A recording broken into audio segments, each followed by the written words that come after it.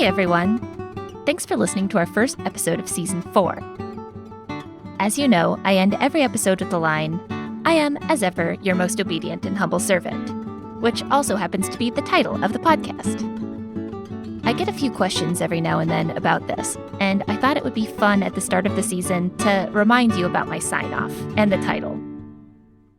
My background is in women's history, and for about 7 years, I was an editor in the papers of Martha Washington. My job was finding, transcribing, and editing the historical letters of Martha Washington and publishing them into a volume. When a historian explores a collection of letters, they're usually looking for sources connected to the argument that they're making. A lot of times, they'll just go right to the index to find the arguments that they want. Almost nobody just reads a full volume of collected letters. Most of the time, these are tools. They're not something for somebody to just read. But as a documentary editor, I had to read every single letter in its entirety, and I was working on them a lot.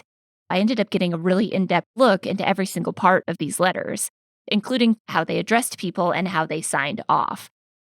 And one of the things that I noticed was the way everybody would sign off their letters with "your most obedient and humble servant." But when you're actually looking at the letters, I noticed that they actually don't write it all the way out, almost ever. People would abbreviate it within an inch of its life, this sign-off, "your most obedient and humble servant." So yes, they would use it, but they would write something like YR, OBT, HBLE, or YMOHS. They would not write out the entire thing.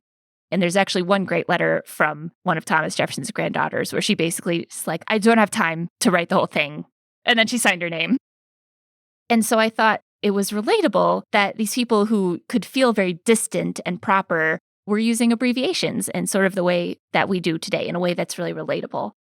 And that's kind of the point I want to make in my podcast, is to take these people from a time that's very different and bring in what they were like as people in a way that could be relatable and could help us understand them. So I thought the title would be an insight into what the podcast is about, because I'm featuring letters by women where we read the whole letter. So we're reading the whole signature out. And by looking at the entire letter, we get to know the whole person. So now you know why I am, as ever, your most obedient and humble servant.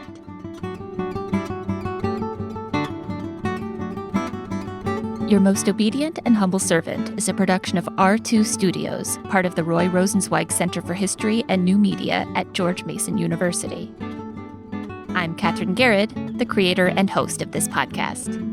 Jeanette Patrick and Jim Ambuski are the executive producers.